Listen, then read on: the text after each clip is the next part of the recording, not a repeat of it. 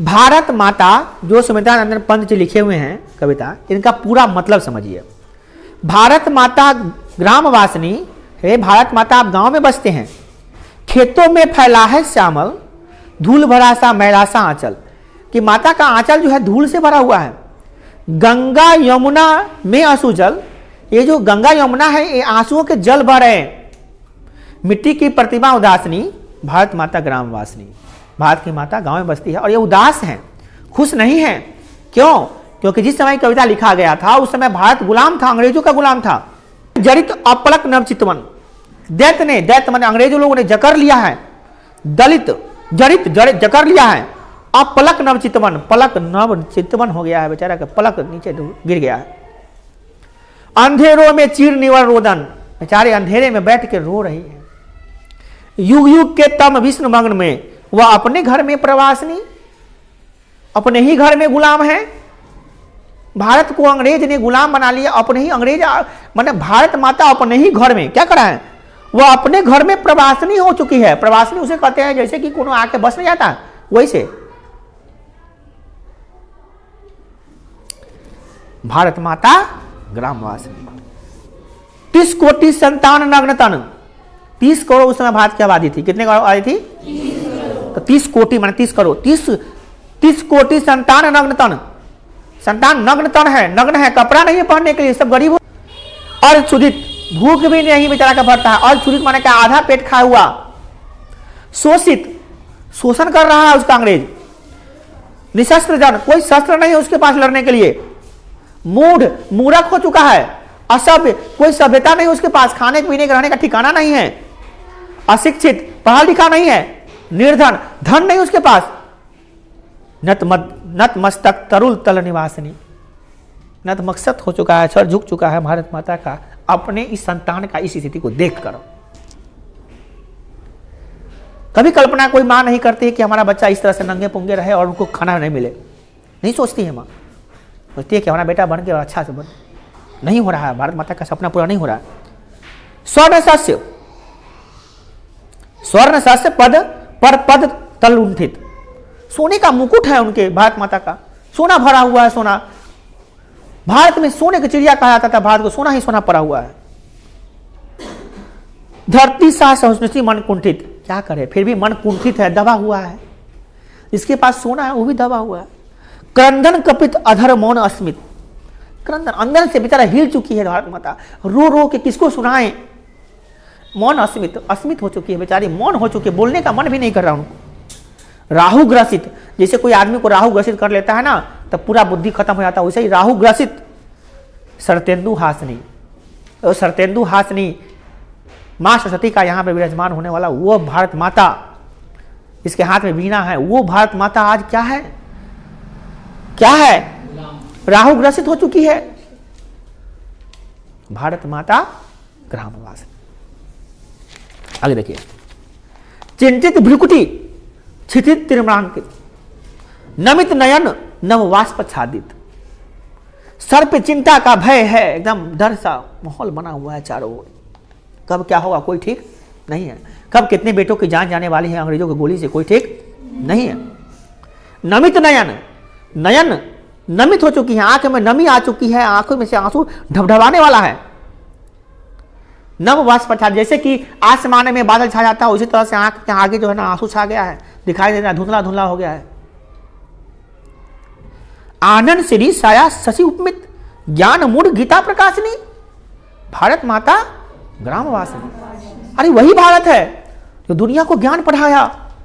गीता है यहाँ पे, रामायण है, महाभारत है, क्या है? गीता, गीता प्रकाशनी, गीता के ज्ञान से प्रकाशित होने वाली भारत आज गुलाम हो चुका है। सफल आज उसका तम संयम, पिला अहिंसक अस्तन सुधोपम। आज मेरा देश को सफल करने की आवश्यकता है। आज भारत माता के दूध का हिसाब देना है संतानों को। हरित जन मन भय भवत्रम तम भरम जग जननी विकास जीवन विकास नहीं। अरे जीवन, दुनिया को जीवन सिखाने वाली, दुनिया को शिक्षा देने वाली हमारा भारत आज गुलाम हो चुका है। भारत माता ग्रामवासिनी, भारत तो गांव में बसती है। इस प्रकार से सुमित्रानंद पंत जी लोगों के नजर दिल में जागरूकता पैदा किए हैं कि तुम जगो, क्यों सोए हुए हो, जगो, उठो, लड़ो देश के लिए, आज़ाद कराओ। हम खुश नहीं हैं। तुमको देखकर, संतानों को दुखी देखकर माँ कभी खुश नहीं हो सकती है। इस प्रकार से भारत माता के बारे में, भारत माता के मन की भावना को कवि ने शब्दों में पिरोया है और बताया है हम लोगों को कि भारत माता किस प्रकार से दुखी है। कविता के प्रथम अनुच्छेद में कवि भारत माता का कैसा चित्र प्रस्तुत किए हैं। जैसे पढ़ते हैं तो भारत माता का कैसा चित्र आ रहा है आपको, तो चित्र कैसा आ रहा है देखिए। प्रथम अनुच्छेद में कवि भारत माता के रूपों को सचेतनात्मक वर्णन किया, जैसे भारत माता सजीव हो चुकी है, जीवित है ना। और कह रहे क्या, गांव में बसने वाली भारत माता आज धूल से दूसरी है, धूल पड़ा हुआ है, सस्य श्यामला न रहकर उदासनी बन चुकी है। बेचारे हंसती खेलती नहीं है, उदास हो चुकी है, यही ना पता चलता है। उसका आंचल मैला हो गया है। गंगा यमुना उनका जो है ना आंसू लेकर बह के बढ़ा, गंगा यमुना भी प्रदूषित हो चुका है। गंगा जल को, यमुना जल को प्रदूषित कर दिया गया है, उसकी आंसू बह रहे समझो उस तरह से। इनकी मिट्टी पहले जैसी प्रतिमा नहीं है, अब उदास हो चुकी है बेचारी, मतलब कि गुलाम हो चुकी है, उदास हो चुकी है वो, ठीक है ना। कोई भी माँ अपने संतान को दुखी देखकर थोड़ी ना खुश हो सकती है। अल्लाह क्या है, भारत माता अपने ही घर में प्रवासिनी क्यों बनी हुई है, आपको पता है क्यों बनी हुई है?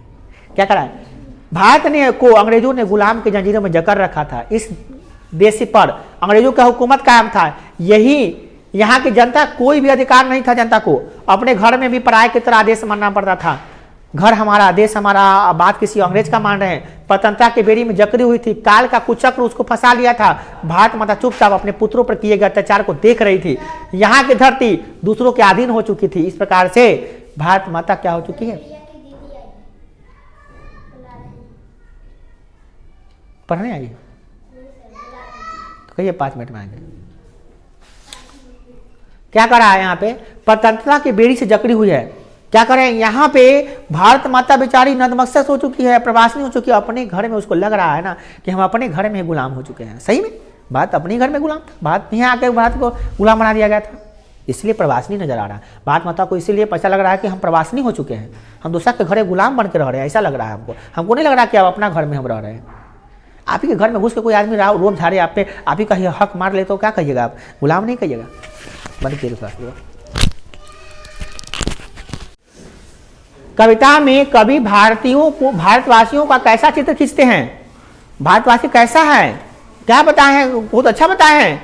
सूट बेल्ट टाई बेल्ट लगा के हैं, नहीं, क्या करें, कविता में कवि बताए हैं कि भारत जो गुलाम है अंग्रेजों का, यहाँ पर क्या है, यहाँ सोने की चिड़िया है। फिर भी देखिए क्या है, यहाँ का 30 करोड़ जनता कैसा है, शोषित है, पीड़ित है, मूढ़ है, असभ्य है, अशिक्षित है, निर्धन है, वृक्ष के नीचे अपना जीवन निवास कर रहे हैं। ऐसे लोग हैं, ये निर्धन है, असभ्य है, अशिक्षित है, क्या है, क्षुधित है। क्षुधित माने कहा था भूखा है, आधा पेट खाया हुआ, ऐसा। तो मैंने इसका जो हालत है बहुत गंभीर है, ये बताने की कोशिश की है। खाली इतने लाइन यहाँ लिख देंगे ना, यहाँ का 30 करोड़ जनता इतने थे, उसे हटा देंगे, नहीं लिखेंगे यहाँ से यहाँ तक, ठीक है ना। नेक्स्ट, भारत माता का रहस्य, मैंने भारत माता का जो हाल है, राहु ग्रसित क्यों का दिखाई पड़ रहा है। राहु ग्रह है, जिसको पकड़ लेता है ना एक बार को सत्यानाश करके छोड़ता है। क्या करता है, सत्यानाश कर देता है। तो अभी जैसे वीडियो का सत्यानाश होने वाला था, ये देखिए टिपने की जगह इन्ने हो गया था, समझ गए। राहु जिसको पकड़े, राहु केतु जान में करते हैं, बड़ी खतरनाक ग्रह होता है। शनिचरा ग्रह और राहु केतु जो पकड़ लेता है, समय करोड़पति से रोडपति बना देगा उसको 1 मिनट, विद्वान से एकदम मूर्ख बना देगा। तो ये कह रहे हैं क्या कि भारत माता का हाल चाहिए राहु ग्रसित लगा कि राहु ग्रसित कर लिया, कितना करोड़ों का संपत्ति होते हुए धुना संपत्ति है, फिर भी बेचारा भूखे मर रहा लोग यहाँ का। ये इसलिए कह रहे हैं, है ना, कि पहले तो देखिए अपने भारत को देखे ना, पहले तो मुगलों ने लूटा। पहले तो यहाँ के राजा राजा थे जो बड़का का उसे लूटा, ओकरा बाद में 200 साल तक कौन लूटा, अंग्रेज खूब अथी, मुगल आया, मुगल बाबर, ओकर जितना था खानदान वो सब खूब लूटा। लूटने के बाद ही भारत का सोना भारत में था, लूटा मगर भारत में रख दिया। ओकरा बाद अंग्रेज आया, वो लगभग 150 साल तक शासन किया, वो 200 साल तक शासन किया, पूरे जो बचा कुचल था वो लूट लिया। अब हम लोग आज़ाद हुए हैं तो अब नेतवा से लूट रहा है। मतलब भारत को लूटने का काम कौन नहीं किया है, सब कर रहा है लूटने का काम, लाइन से लूटता ही जा रहे। भारत माता का मतलब कोई रक्षा करने वाला, भारत माता की रक्षा करने वाला वही फौजी सब है, देश को मैंने खून बहा के देश को बचा रहा है। तो बाकी सब तो लूटने का काम ही कर रहा है। वही किसान जो खेत में हल जोत रहा है वो, वही शिक्षक जो ईमानदारी पूर्वक पढ़ा रहा है वो, और वही सैनिक जो सरहद पर लड़ रहा है वो, वही तो देश को बचाने का काम कर रहा है। बाकी सब कौन बचा रहा है, देश के नेता कौन महान? शिक्षक, सैनिक और किसान। धरती पे सब बोल सहन कर सकती है, परंतु भारत माता का सबका ध्वंस, उपद्रव ये बर्दाश्त नहीं हो रहा, उनको सहन नहीं हो रहा। चंद्रमा पर जब राहु पकड़ता है, चंद्रमा पर राहु पकड़ता है, चंद्रग्रहण लगता है। तो उसी प्रकार से ये लगता है कि धरती पर जो हमारे भारत की धरती पर जो आक्रमणकारी आए हैं, विदेशी सब लोग आए हैं, लूट के यहाँ से ले जा रहे हैं सामान सब, इसको देख कर मन लग रहा है क्या कि यहाँ पे ये क्या राहु ग्रसित हो चुका है भारत। ठीक है, अलग कुछ क्या करें। कभी भारत माता को गीता प्रकाशनी मानकर भी ज्ञान की मूढ़ क्यों कहा है? गीता प्रकाश ने इसलिए कहा है कि भारत में ही गीता का उत्पत्ति हुआ है। श्री कृष्ण जी कहाँ अवतरित हुए थे? भारत में। अर्जुन को गीता का ज्ञान कहाँ दिए थे? भारत में। इतिहास गवाह है कि हमारे भारत में महाभारत का युद्ध हुआ था, वही में गीता का ज्ञान दिया गया था। तो जिस गीता को पढ़कर पूरा दुनिया प्रकाश में फैल गया, उस गीता को पढ़ के गीता का ज्ञान देने वाला ही अंधकार में ढूंढ रहा है, नहीं डूब गया। तो इसीलिए कह रहे हैं कि भारत सत्य, अहिंसा, मानवता, सहिष्णुता का पाठ पढ़ाता है, दुनिया को पढ़ाता है। आज क्या हो गया? विश्व को जो पढ़ाने वाला था देश, उस पर क्या है आज उसकी देखिए, किंतु उसकी अज्ञानता देखिए, चारों ओर अज्ञानता में फैल गया हो, चारों तरफ अज्ञानता फैला हुआ है, लूज खसोट है, अलगावाद है, बेरोजगारी है। ये भारत को शोभा देता है? भारत में कहीं बेरोजगारी होना चाहिए? नहीं होना चाहिए बेरोजगारी भारत में। सो भारत में सबसे ज्यादा बेरोजगारी है, बताइए, सबसे ज्यादा लोग बेरोजगार है, सबसे ज्यादा लूट मार खसोट होता है भारत में। क्यों हो रहा है? क्योंकि ये गीता के प्रकाश को धूमिल कर चुका है, इसलिए। इस समय की बात नहीं हो रही थी, वही बात उस कवि जो है ना उस समय की कर रहे थे, इस समय की बात नहीं कर रहे हैं। ठीक है ना, अपने अभी से मत लीजिएगा, नहीं भाई अभी तो ठीक है, अभी से मतलब नहीं है। समस्या उनको निषेध करते जा रहा है, समस्या इतना ना घिर गया है कि उनका दिमाग काम नहीं कर पा रहा, मैंने पूरा निषेध हो गया। भारत माता का चित्र धूमिल हो चुका है, धरती आकाश आदि सभी जगह से प्रभाव ग्रसित खत्म हो चुका है, अंधविश्वास में, अज्ञानता में सब जनता से फैल चुका है, चारों तरफ अज्ञानता ही अज्ञानता है।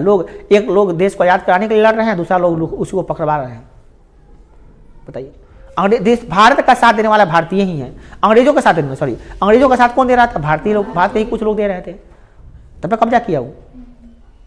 इस तरह से कवि की दृष्टि में आज भारत का तप संयम क्यों सफल है? आज सफल इसलिए है कि विदेशियों के बार बार आक्रमण करने के बाद भी, बार बार यहाँ पे लुटेरा ना लूट के लेकर, फिर भी भारत हमारा महान है। बैठिए, चाय पानी पीजिए, भले दुश्मन हो, चाय पानी पिलाते कि नहीं पिलाते हैं? ये हमारे देश की सभ्यता है, ये संस्कृति है, पहचान है हमारी। तो देश को कितना लूट लिया, फिर भी देश ठीक ठाक है, नंबर 1।